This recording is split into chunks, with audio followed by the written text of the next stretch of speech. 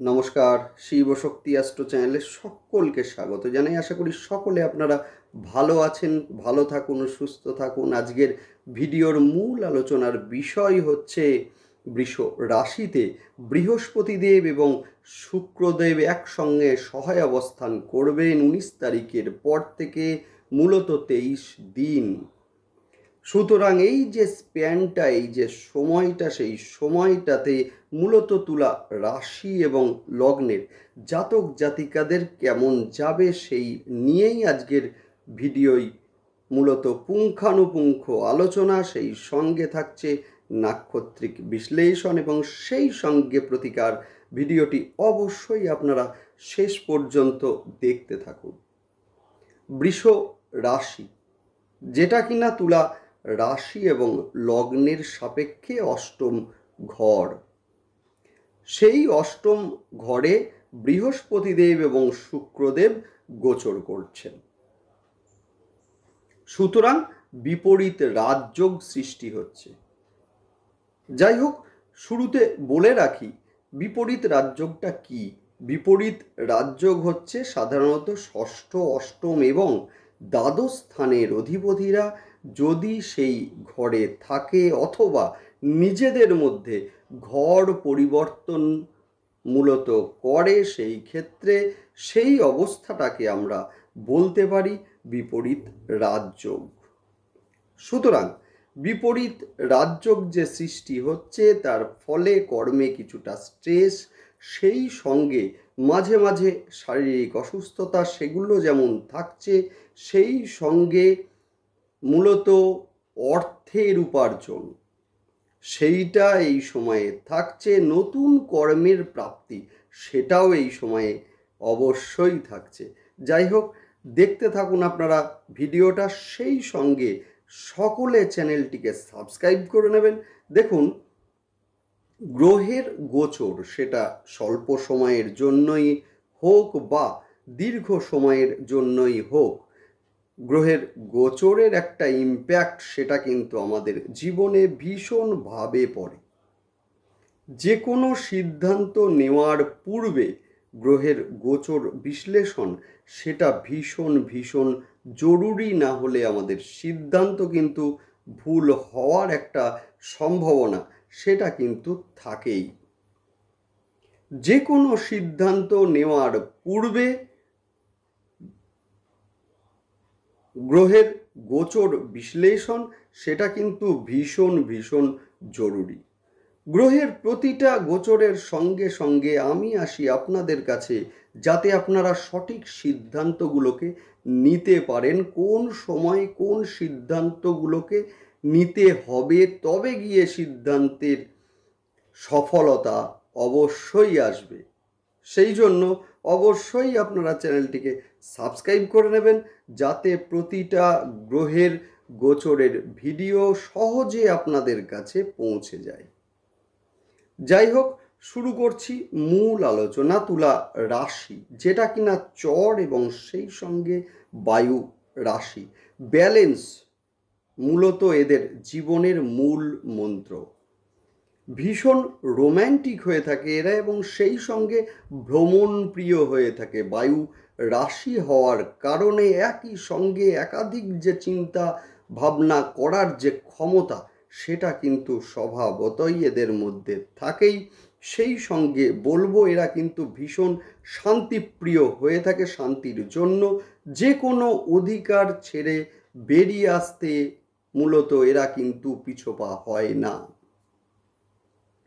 শুক্রের রাশি হওয়ার কারণে পার্থিব সুখের দিকে একটা ন্যাক সেটা থাকলেও, শুক্র যেহেতু রাশি এবং সেই সঙ্গে অষ্টম স্থানের অধিপতি, সেই জন্য জীবনে উন্নতির পথে কিছুটা বাধা, সেই বাধা কাটিয়ে জীবনে সফলতার শীর্ষে ওঠে এরা, যদি ন্যাটাল চার্টে শুক্রদেব ভালো অবস্থায় থাকে তো। যাই হোক, শুরু করছি মূল যে আলোচনা, সেটা হচ্ছে 12 বছর পর শুক্রদেব এবং বৃহস্পতিদেবের যোগ, যেটা আমরা দেখব বৃষ রাশিতে। সেই সঙ্গে বলে রাখি 1 মে তারিখ দুপুর 2:30-এর কিছুটা আগে বৃহস্পতিদেব গোচর করেছেন বৃষ রাশিতে। সেই সঙ্গে 19 তারিখ শুক্রদেব গোচর করবেন বৃষ রাশিতে এবং সেখানে 23 দিন অবস্থান করবেন, যার ফলে কিন্তু শুক্রদেব এবং বৃহস্পতিদেব অর্থাৎ দুই গুরুর মিলন, সহায় অবস্থান, সেইটা আমরা দেখব। যার ফলে কি হবে? যার ফলে যেহেতু শুক্রদেবের নিজস্ব রাশি হচ্ছে বৃষ রাশি এবং সেখানে ষষ্ঠপতি বৃহস্পতির গোচর, যার ফলে সৃষ্টি হচ্ছে রাজযোগ, যার ফলে এই সময়ে যাদের শুক্রের দশা চলছে এদের ক্ষেত্রে বলবো প্রভূত অর্থ উপার্জন এই সময়ে হবে। সেই সঙ্গে ফটকা অর্থ আগমনের একটা সুযোগ সেটাও কিন্তু তৈরি হয়েছে মূলত এই সময়ে। নেক্সট বলবো সেটা হচ্ছে তুলাকে সাবধানতা অবলম্বন করতে হবে শারীরিক দিক থেকে, বিশেষ করে পেটের সমস্যা, লিভারের সমস্যা, ইউরোলজিক্যাল সমস্যা, মহিলাদের ক্ষেত্রে গাইনো সমস্যা তৈরি হওয়ার একটা সম্ভাবনা আছে বা দেখা যেতে পারে। বিভিন্ন সময় শারীরিক অবস্থার কিছুটা অবনতি হতে দেখব আমরা এই সময়ে। সেই জন্য বলবো শরীরের দিকে যত্নবান হন। সেই সঙ্গে মূলত আপনাদের খাদ্যাভ্যাসকে নিয়ন্ত্রণ করুন। নেক্সট আলোচনা করব কি, ষষ্ঠ স্থানে রাহুর অবস্থানের জন্য যাদের শত্রুতা বৃদ্ধি পাচ্ছিল, সেই সঙ্গে মনে হচ্ছিল শারীরিক অবনতি হচ্ছে, শরীর ভালো যাচ্ছে না, এদের ক্ষেত্রে বলবো অনেকটা ভালো হবে এই গোচর। যারা দুরারোগ্য ব্যাধিতে ভুগছিলেন বা দীর্ঘদিন ধরে মূলত অসুস্থতার মধ্যে ছিলেন এদের ক্ষেত্রে বলবো রিকভারির সম্ভাবনা এবার কিন্তু ভীষণ বেড়েছে। সেই সঙ্গে সুচিকিৎসকের দেখা, সেই সঙ্গে পরামর্শ, সেটা কিন্তু এই সময়ে অবশ্যই আপনারা পাবেন। সেই সঙ্গে বলবো অষ্টমে অবস্থান করে বৃহস্পতি ও শুক্রদেব দৃষ্টি দেবেন বৃশ্চিক রাশির ঘরে, যে বৃশ্চিক রাশি আপনাদের দ্বিতীয় ঘর, অর্থাৎ কিনা অর্থের জায়গা। ফলে যে কোনো জায়গা থেকে একটা ফান্ডিং সেটা কিন্তু পাবেন এই সময়ে আপনারা।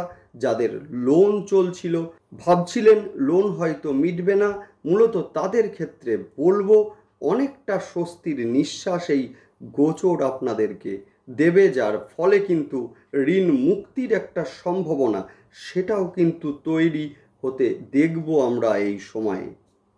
সেই সঙ্গে বলবো পেশাগত কারণে যারা দুশ্চিন্তায় ছিলেন এদের ক্ষেত্রে নতুন কর্মের যোগ এই সময়ে লক্ষ্য করা যাচ্ছে, যদিও মানসিক যে চাপ সেটা কিন্তু আগের মতোই মূলত এই সময়ে থাকবে।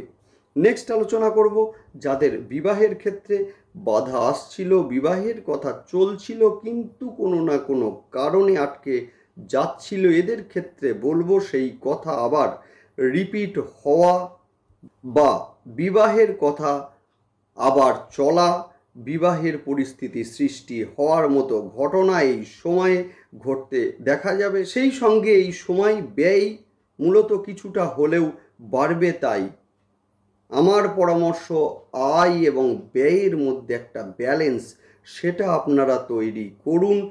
ঋণের একাধিক সুযোগ সৃষ্টি হবে, যদিও এই সময়ে অপ্রয়োজনে ঋণ মূলত এড়িয়ে চলুন। নেক্সট বলবো যারা মেডিকেল, ইঞ্জিনিয়ারিং, ম্যানেজমেন্ট ইত্যাদি নিয়ে পড়াশোনা করছেন এদের ক্ষেত্রে বলবো সময়টা ভীষণ শুভ। উচ্চশিক্ষায় কিছুটা বাধার সম্মুখীন হলেও বাধার মধ্য দিয়ে সাকসেস সেটাও কিন্তু এই সময়ে আমরা লক্ষ্য করব। ব্যবসায় যারা ইনভেস্ট করতে চাইছেন এদের ক্ষেত্রে বলবো ইনভেস্ট অবশ্যই আপনারা বুঝে করুন। সেই সঙ্গে পার্টনারশিপের ব্যবসা মূলত এড়িয়ে চলুন। যারা রাজনীতির ক্ষেত্রে রয়েছেন এদের ক্ষেত্রে বলবো অবশ্যই উন্নতির যোগ আছে, যদিও এই সময় আপনারা মূলত ইউজড হতে পারেন। যে কোনো গুপ্ত জিনিস বা গুপ্ত বিষয় সেটাও কিন্তু প্রকাশিত হতে পারে এই সময়ে। নেক্সট আলোচনা করব নাক্ষত্রিক বিশ্লেষণ নিয়ে। শুরুতেই বলবো সেটা হচ্ছে চিত্রা নক্ষত্রের জাতক জাতিকাদের ক্ষেত্রে কাজের চাপ বেশ কিছুটা বৃদ্ধি পেতে লক্ষ্য করা যাবে। হঠাৎ করে বলা কোনো কথায় কারো সঙ্গে ডিস্টেন্স বাড়তে পারে। নতুন কর্মপ্রাপ্তির সম্ভাবনা রয়েছে এই সময়ে চিত্রার। সেই সঙ্গে কর্মে প্রমোশন, সেই সঙ্গে দূরে ট্রান্সফার, সেটাও কিন্তু এই সময়ে লক্ষ্য করা যাচ্ছে।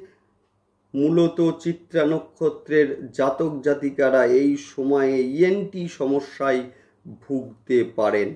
স্বাতি নক্ষত্রের জাতক জাতিকাদের বলবো এই সময় শত্রুদের নিয়ে সচেতন থাকুন। শত্রুতা বাড়তে পারে, আপনার কোনো গোপন কথা প্রকাশিত হতে পারে।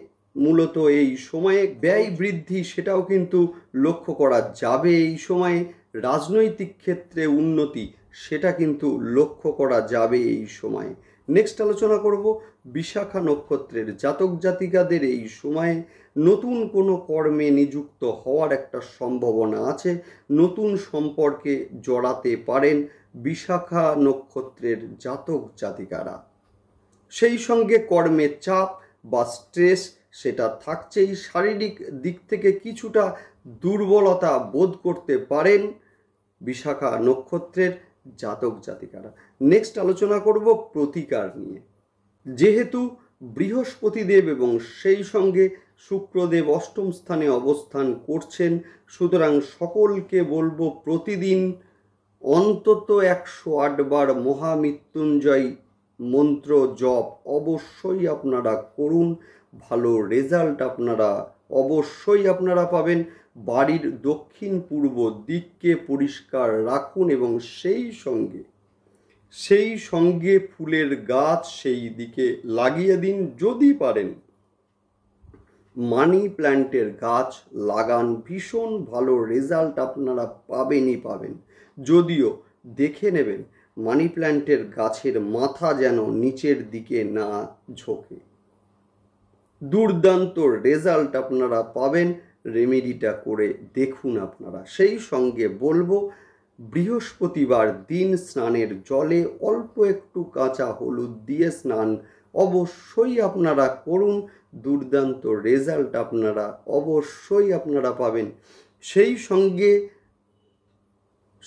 সঙ্গে প্রতিদিন অন্তত 21 বার মা তারার গায়ত্রী মন্ত্র জপ অবশ্যই আপনারা করবেন। দুর্দান্ত রেজাল্ট আপনারা পাবেন। যাই হোক, ভালো থাকুন। সেই সঙ্গে অবশ্যই আপনারা চ্যানেলটিকে সাবস্ক্রাইব করে নেবেন। যাই হোক, সুস্থ থাকুন, দেখতে থাকুন। নমস্কার।